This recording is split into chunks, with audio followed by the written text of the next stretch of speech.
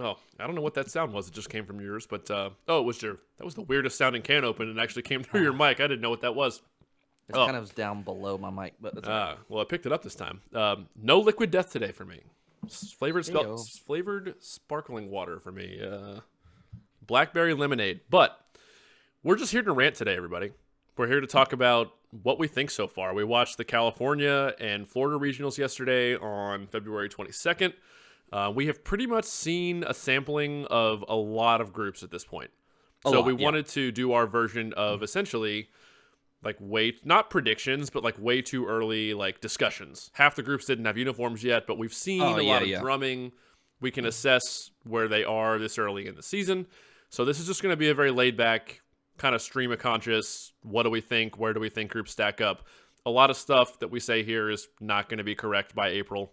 Totally fine. But yeah, I mean, obviously, like you said, full disclaimers. A lot of these groups are incomplete. They don't have uniforms. The shows aren't done. Ideas aren't fleshed out. So, it's going to be very broad, overarching statements made that are going to change pretty drastically. And we're going to say we think Group X will beat Group Y multiple times as of right now, and then it won't happen. For sure. Just the way the activity works, shows will get changed, groups will get cleaner, groups won't clean up as much as you think. But before we get in, this is the Aged Out Podcast, everybody. I'm one of your hosts, Michael Fantini, and with me, as always, is Evan Worrell. Comment, like, subscribe if you're on YouTube, agedoutpodcast.com. Grab a shirt or sticker. Aged Out Fundamentals, drum every day. I'm telling you, I will beat this horse to death until we no longer do this podcast. It will help you. Just trust us. Today's video is also sponsored by Brash Drums. Go to brashdrums.com. I actually don't have my alpha pad down here with me because I'm bad, but is yours next to you? Yeah. All right. The alpha pad is my daily driver.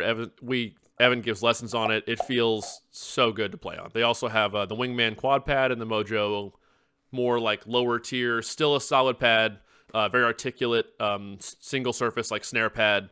Check the website out. The link's in the description. Great company, designed by a product engineer who marched cadets in 2005. Also a link if you want to see like a quick little interview with him and a breakdown of the product in the link.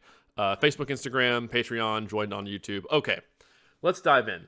Do you want to start with like the regional talk first? What we thought there? Sure. I mean, we started off the day watching the Orlando regional, which caught a couple open groups: Siege, Percussion, Infinity 3, and then the three world groups down there: Infinity 2, Infinity, and Strike. Pretty much everybody has an incomplete show, which we can talk about that a little bit more. But I think the thing that stood out to me the most from that Orlando regional was the seeming improvement from Strike from last year to this year, as far as just like the playing goes, the music package from the battery in the front. It seemed like they were playing a lot more consistent already than maybe they were at this point last year, or even maybe a little bit further into the season last year. So I was very pleasantly surprised with that. Kudos to the Strike team. I'm glad you started there because that was one of the groups we had a little egg on our face about last year, because the joke is like, don't sleep on this group or whatever.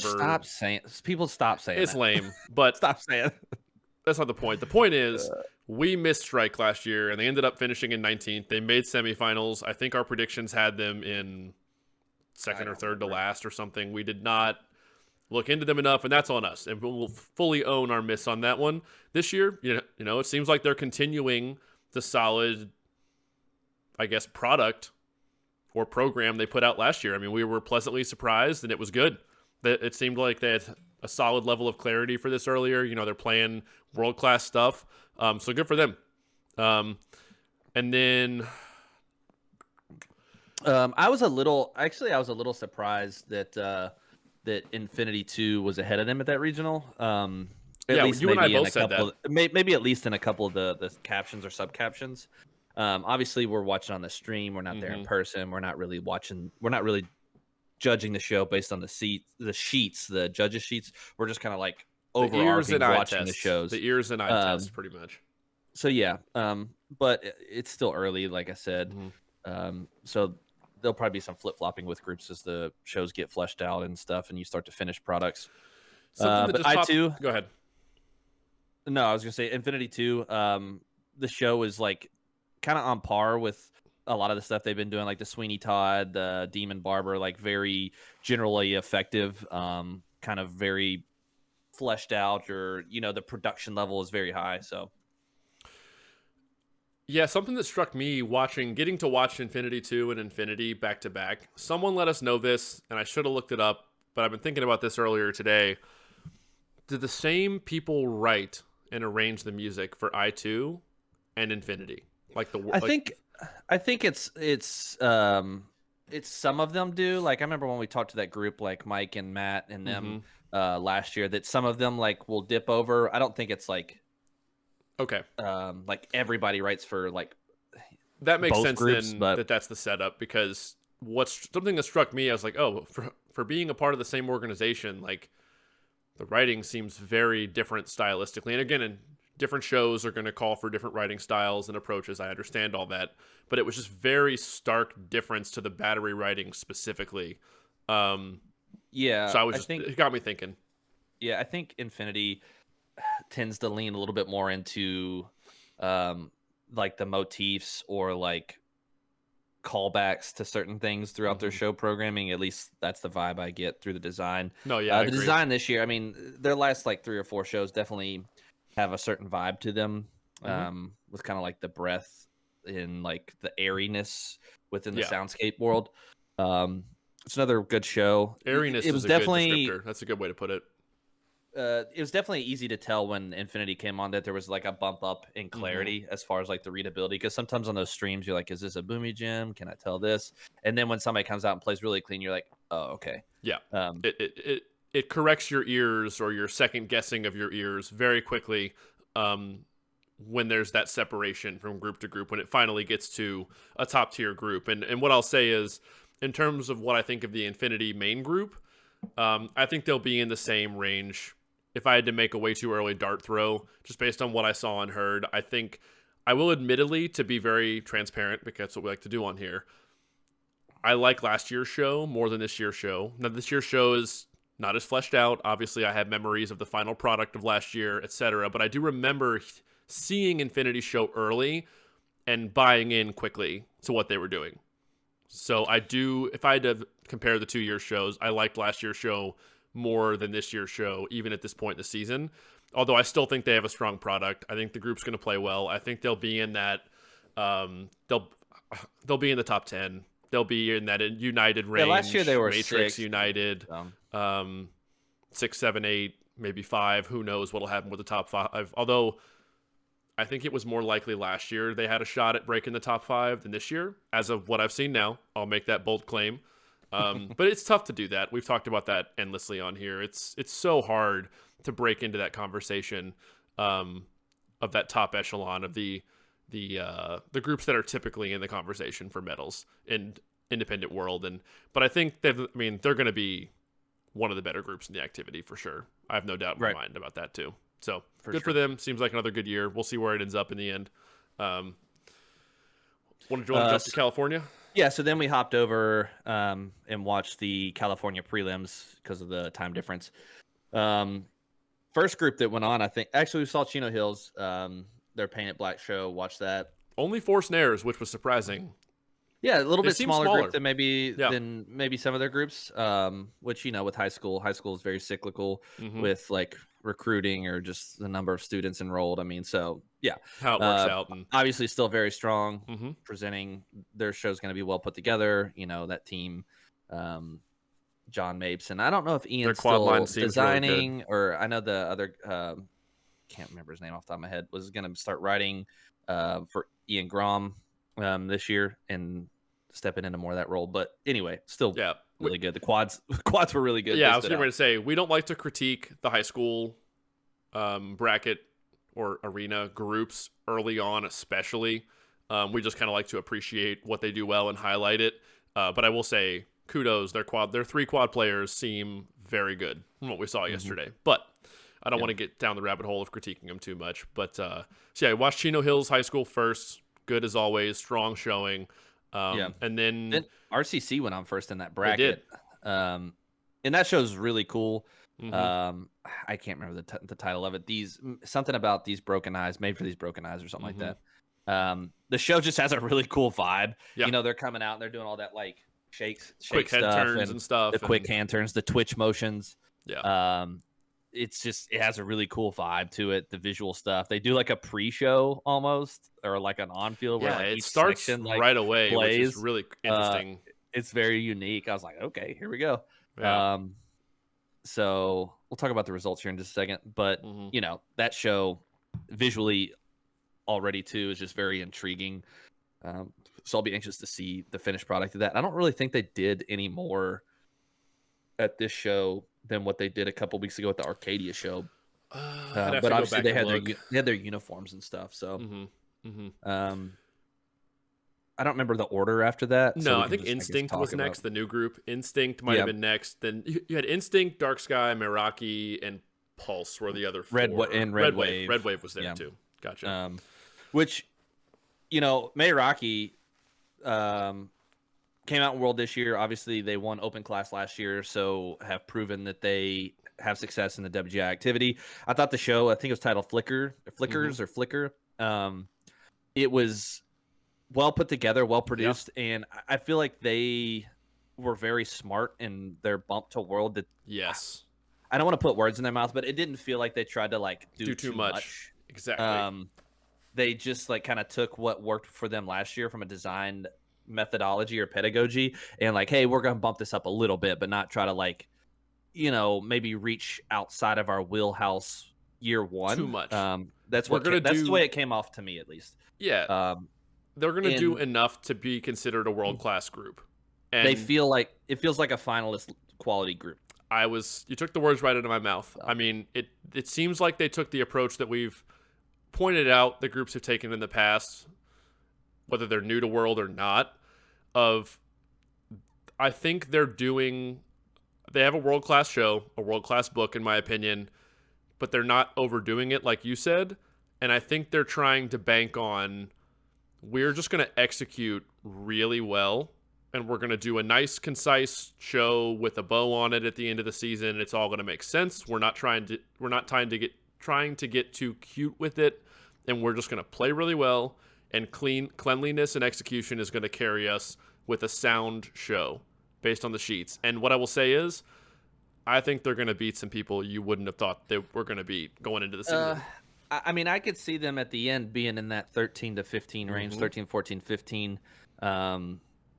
You know, where like last year you kind of had like Cap City, Connexus, Rhythmic Force, which, you know, I did see some results from MIPA earlier today where Cap City and Connexus went head to head, and that was a pretty decisive win for Cap City. Yeah. So I think that, you know, that bodes well for them as far as like, you know, Connexus has made finals the last 2 years. So Meraki is for sure going to be in semifinals. I'll make that claim now. Meraki will make semifinals.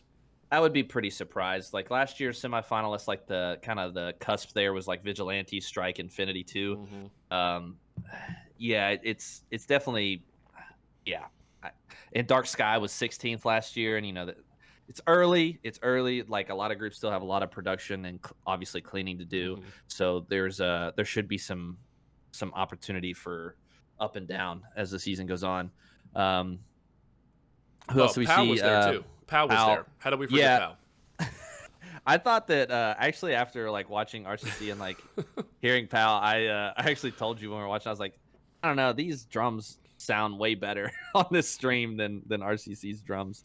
Well, not to say that they were necessarily playing better, but they did sound better. That's the not to toot his horn, but that's the Eric Shriver effect. Their drum sound, I mean, just the clarity of the package, the way it came through on the stream, I was like, I can read this way better. We have said this before. Pow is the quintessential, like, we're not going to do anything crazy, but what we do is going to be world class, and it's going to be executed at a high level. Like, they're almost there. Like, they're the final boss to break top 10 in Independent World. Like, they're the final boss of the group that, like, all right, where do we stack up in comparison to what Pow is doing?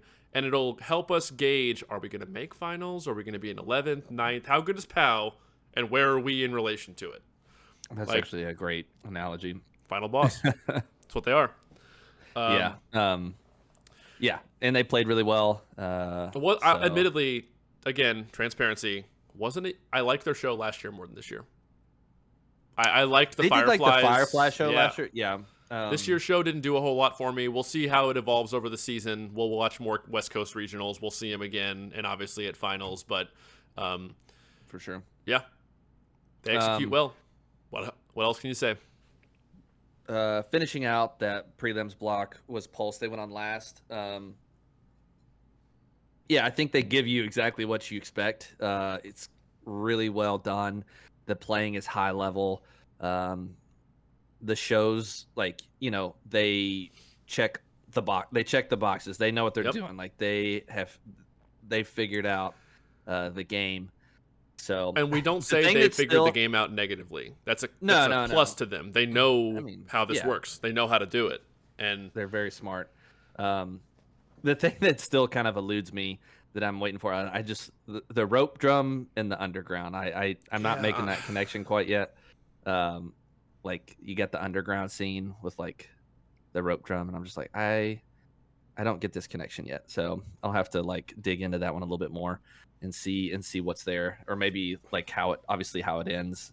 Their show's not all out there yet either. So we also watched Red Wave. We watched Instinct as well. Solid. Instinct, I think they're a new group, or they just made the jump to World. I know it's their first year in World. I don't know how long they've been. I don't know how long they've been an active WGI group. Well, after prelims ended, you and I pretty much in our minds had ranked everybody before scores came out, and the way the prelim scores came out is exactly the order that we had done it. It was Pulse in first, RCC 1.5 points behind them, which is a pretty sizable gap. That's not a small gap between your top two groups, any group. Which we'll get to that in a second. And then what was the order after RCC? Was it POW third and then Meraki fourth? Correct. Dark Sky, Red Wave, Instinct. So that was your... And that was how we had ranked them in our brains. And I alluded to 1.5 point gap. If you didn't know, RCC jumped Pulse and beat them in finals. And admittedly, we did not watch the finals runs. No, because that would have been like... pushing 1 a.m. to 2 a.m. our time, so we're like, nah. So we did not watch the finals runs, unfortunately. If someone could let us know that did RCC have a really good run? Did Pulse have a really bad run? Like something happened? Or they had like one heck of a critique session where the RCC team was able to like, all right, these are the things we want you to catch on our show on a second watch. We're doing this is how this connects. Which, is the benefit of having a same panel from prelims to finals. Continuity. It was quite a bump. I mean, it's like a 2-point swing. That's what struck me and made you and I speculate about did RCC just have a really bad run in prelims?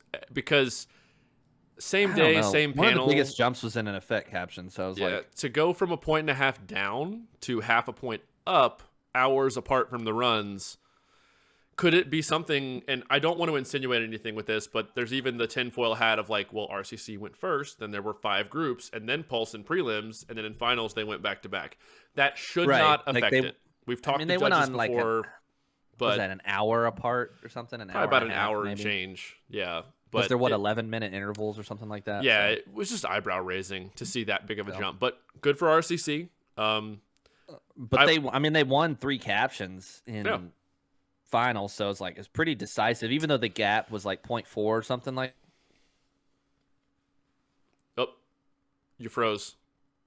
It was when I woke up and saw the scores, I was like, oh, okay, here we go.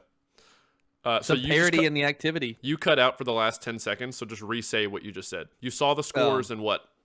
Oh, just when I woke up and saw the scores, I was like, all right, well, here we go. Like, there's some parity in the activity, so just early on, you might just pop a show or have a bad show. The consistency's not quite there. So yeah, and I will say, comparing RCC and Pulse, because we are going to talk about the overall non just those regionals here in a second. I think Pulse's front ensemble is really good. I think the baseline and the quad line, the baseline seems really good, and they feature them well. Yeah. The quad line seems strong. And I would admittedly say, and this is how it usually is with the top groups, because when you have 8 or 9 people in a section versus 4, that's more people to screw up and tick. So like, if that argument that makes sense at all, you have 9 snare drummer be perfect versus 4 quad players or 8 or whatever. I think Pulse's snares are probably the weakest in terms of clarity in the ensemble, but I'm not worried about that in terms of April because they've had clean snare line after clean snare line after clean snare. They will get there. Like, I have no doubt in my mind, just because the snares might have some work to do right now, from what I've seen in lot videos from a couple different shows and on the stream this weekend, I wouldn't read into that too much, basically, is my point. Right. That makes sense. Go ahead. I have some notes from just hanging out and talking. We were watching drums. Let's jump into big picture from what we've seen. Okay. And then I have a few points of just like things to, let me see here real quick before we move on. Talked about that. All right. Let's do this thought first. Something that you and I talked about. I won't say what group, I won't say what baseline, but this was just an interesting, like, oh, I'd never thought about this before. Why not? Let's talk about it for a second. There was a moment where one of the bass lines missed badly hand-to-hands.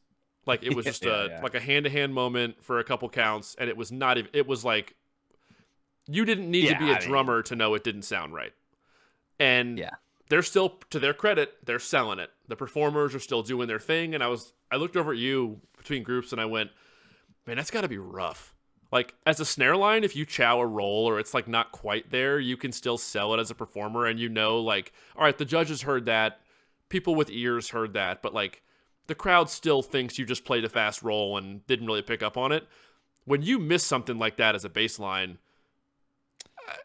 I mean, it's very most of the obvious. Audience you're the only people playing, like, there's, like, 2 people involved, and I think we gave the analogy, it's like, you know, you went for the 3-pointer, and the crowd's like, and then it just, like, hits the back iron, and everybody's like, oh. Yeah, that was perfectly said. And it's just something funny that I thought about. And I'm not doing this to, like, again, I'm not saying who the bass line was. We watched many bass lines that weekend. And any bass drummer, I'm sure, that's had a hand-to-hand moment they're a part of, in rehearsal, you're going to miss it. Like, it happens. But it just struck me, like, they were still performing their butts off. And I was like, credit to them, because that's got to be hard. Where you just fumbled on the 1-yard line, and, like, I still have to sell this. And, like, it's obviously a high risk, high reward situation. Like, even as a snare drummer, like, if you broke and, like, fell out of something, if you moved, like, well enough, there's a chance somebody, like, just doesn't see it, or a lot of people don't see it, or a judge doesn't see it. Exactly. But that's, like, a moment where you just, like, you either hit it or you don't. Yep. So that was just something that jumped into my head when Group X did that. That's a bad letter to use for that, but we didn't watch Rhythm X. Group Z. We'll go with that. Group Z. It was not Rhythm X where that happened, because we did not watch them at all this weekend. Put some content on their YouTube channel. All right. We did. They do need to. Rhythm X team needs to bump their YouTube channel. I almost sent. We've reacted to all the other four of the other top 5 groups, like Mystique, Pulse, Broken City, and RCC now. And in our, like, analytics, it shows your videos in order. I almost took a picture of it and sent it to like Adam Norris or Josh, and both of them be like, something's missing from here. I don't know what's wrong, but something's missing. I actually talked to Adam earlier and kind of gave him crap, but they're on it. They're working on it. I trust we will not have to wait till finals week to see Rhythm X if you're not at a show. Hope not. Let's see. We can talk about. Yeah, that's pretty much it. All right. Overall, if you had who do you like the most right now? I mean, dang. Say it. We're going to get called out for it. It's fine. I mean, I do like the Rhythm X show the most. Just because I think it has some unique offerings. I think what they're doing with, like, the shadow box stuff with, like, the props and the hands, it does remind me of kind of a step up version of what they did with those shadow boxes from the Nirvana show. Where you're able to just highlight things like that and come out of them and move in and out to, like, hide performers and take away from the stage. I think that the first 90 seconds of that show is probably one of the already, like, it's very minimalistically done as far as, like, production. Like, they don't have uniforms. I don't even know if did they have their tarp? Maybe they did. But I think that first 90 seconds is just, like, a moment where you're just like, all right, this show It's slaps. amazing. Like, it's amazing, and it reads super well. It's simple, like you said. It's more of a simplistic approach to things. They play really well. That moment where they start, like, and they're doing the hand gesture stuff, it makes sense with the thematic of the show. It's not just a, like, performative thing of, like, we're going to take our drums off and do this. It's like, it makes sense. Okay. Yeah. Which, you know, I do think a lot of groups try to do the take the drums off and make a performative moment. It's hard to do well. So I think that's one where, like, they're doing a good job of it. Like, they're checking the box of, like, visual stuff that they're doing, but it's not just for no reason. In the show, I mean, Benny Greb, when I saw that they were playing Benny Greb, I love Benny Greb. So that obviously, like, it's like, all right, I'm in. Yeah. Sold. Flat out sold. Oh, speaking of that, before, I don't want to derail us completely. A band, Sleep Token, Infinity has Sleep Token in their show. And we have been talking about that behind closed doors, saying, like, somebody needs to use this. So thank you, Infinity, for using that group, because I listen to their music while I'm driving, and I'm just like, this is, like, indoor. Like, indoor can take this and run with it. It just like spoke to me, like screamed it at me the first time I heard a few of their tracks. I was like, someone needs to use this. They have a song called Euclid. That would be an amazing middle chart, like more of a pit focus chart that ramps into a battery moment at the end. Go listen to Euclid. Do yourself a favor. Sleep Token. I agree with you, though. I think Rhythm X is my favorite show. I think they are playing like they have the last few years well for early on, from what I've heard. The book is dense. The book is hard. Flams, fast notes. It's just what you would expect from them at this point after the last few years. The front seems really strong again. Last year, their front was killer. Yep. You know, I'm sure people will call us out for being biased. That's fine. But I do think at this moment, like, I will die on this hill. My top three are definitely, like, you know, obviously Pulse and RCC are duking it out west. And I think that, like, honestly, I still think that Pulse and Rhythm X are kind of in the 1-2 spots for me. We both said that after we watched Pulse in prelims. In some order. We don't know which one. And then I actually really like Broken City's show this year, what I've seen of it, a little bit more than I have the, like, past 2 or 3. I think I mentioned this on the reaction video we did to them. It seems like they're doing a little bit more integration with just, like, the usage of the props, manipulating them around the floor. So I'm curious to see what they do with that. They're always very methodical. A lot of groups are very methodical, but they do take their time with their show development and just what they're putting out there. So we might not see a finished product for that for a while. But could see it. Yeah. Broken City, I agree with you. I feel like I've been... Well, let me address the Bias X thing really quick. Go back over the last, like, 4 years of us covering. There's plenty of times we have not just been like, X is the best, X is the best, X is the best. Like, we don't... Plenty of years where we've, like... Go back before COVID. I think last year we were saying they might finish 4th or 5th. Yeah, we really were going into finals. Until the end of the season. Up until we did predict up until the end. Well, so you can take that and get out of here with that. I think we've proven at this point we just don't just say X is the best every season. But Broken City is one of those things I've been wrestling with. If I had to, like, gun to my head, place a bet in Vegas of, like, my top 5 order way too this early and get massive odds with that'd be amazing. But 5-leg parlay. I was gonna say I would. It's hard because if I had to, I would place a bet on X to win. I wrestle with Pulse versus RCC in 2nd and 3rd, and then also Broken City and Mystique are curveballs because I think Pulse Broken will be City cleaner the nod right now. Go ahead. I think I give Broken City the nod over, like, Mystique right now, and I don't know. I do really like RCC show, and I've seen it a lot more. So I would probably instinctively put RCC over them right now. But it's really hard because Pulse is going to get clean.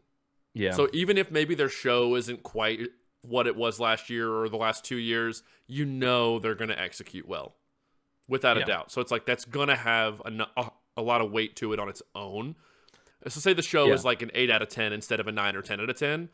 they're still going to be a 9 or 10 out of 10 in quality.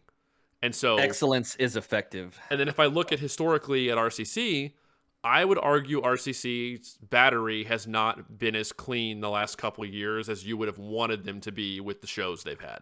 And I think that's maybe held them back a little bit. To really make a run for the gold. For the gold medal, yes. They've been all these, again, splitting hairs. When you're at the top of the activity, we're splitting hairs. They're all good. But I don't know historically if RCC will get clean enough to beat Pulse, even if I like their show more than Pulse's show. Challenge extended. Yeah, take that. Take the challenge, RCC groups, and shove it in our faces. Beat them. Get piss clean, please. Yeah. Would love it because I would love it. Yeah, because I like your all show, and I think it's that possible. 2018 show is fantastic. Yeah, and then Broken City is one of those curveballs because one, their show always hits different in person. Yeah, and we say that every year. Like we're watching them through videos, and we're just like, I don't know about this, and then you see it, and you go, wow, so it's almost like. like I say, POW is that final boss or that staple of the top 10. Like that's your barometer. Just always add an extra little notch to what you think Broken City is before you see him in person, because they're gonna deliver on that. They always do better competitively than you think you will. That's because the shows are designed to be read in person. Everyone's show is, but theirs specifically just hits different when you're in the audience right in front of it. It just does every year. And Mystique, I think their book is hard. Who knows? Theirs is going to come down to how much they can grind and how clean they can get. And we know they know how to work hard. They've had tons of seasons where the staff knows how to clean the group. The kids will work hard. They've shown that season after season after season where you don't think they're going to get there, and they're way cleaner than you expect them to be when you show up in Dayton. So all that ranting to say, placing a bet, X I'd put in first. I'd probably just go with the data and say Pulse will finish second. RCC third, Broken City fourth, Mystique fifth. And I could be completely wrong. And please, if you're in those groups, if you want to get mad at me, throw it in our faces. This is really early. It's February. We're just doing this for fun on the internet. Way too early impressions. Some other early season impressions. I've seen the Atlantic Quest show. I think that, we talked to TJ a lot. We know him very well. I think they did a lot of kind of like, I don't want to say soul searching, but maybe like introspection over the last year. I'll say soul searching. I think it's a perfect way to describe it. And I think that they just seeing their show early season, like a couple weeks ago, they're trying to make a concerted effort to make some different design choices. If you go out and watch their shows, they play a lot, a whole lot. Yeah. Which, is very apparent if everybody's seen, or some people have seen, like Nick Ferris's breakdown of the amazing data analytics that he ran on all the groups and how much they played. Like AQ plays more than anybody out there, which is awesome. And I love that.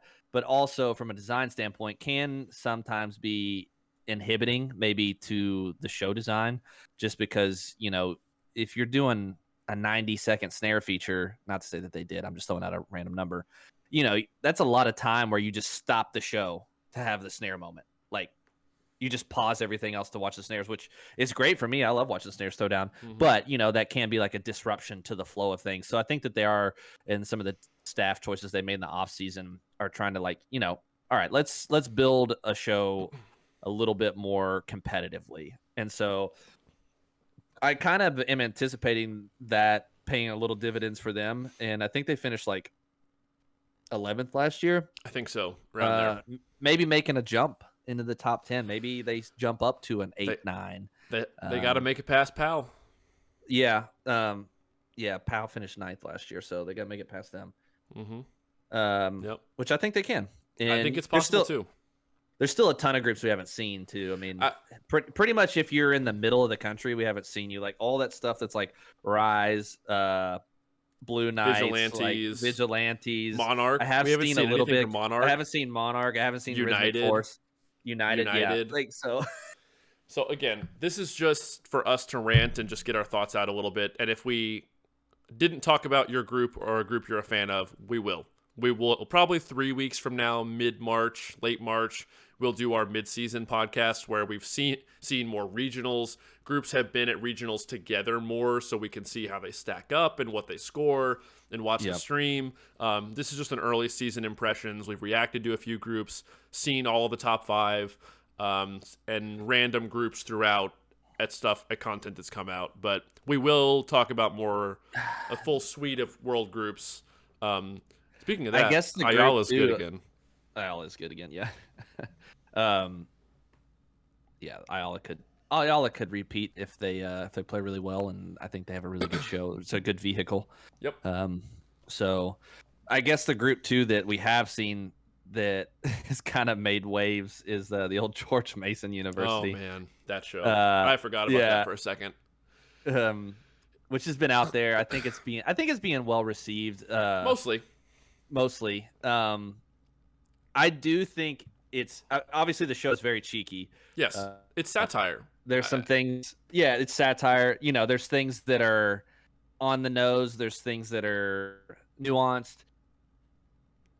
I think it's going to be really well received by the fans and stuff. Only thing, and I said this to you, the only thing that and I don't want to say a negative, but maybe it's a little bit of a notch.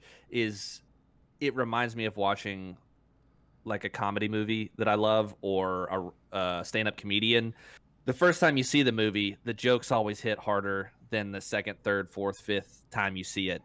And that doesn't really play a whole lot of factor until you start getting into semifinals, finals night, and you have the same panel that's back to back. And sometimes when you're going to semis and finals, there can be like a little bit more juice finals night. There's just a little bit more electricity. Mm-hmm. But if you see that show back to back nights, you're like, okay, like the puns maybe weren't quite as punny because like you knew they were coming. Does that make sense? Right. Oh yeah, fully does.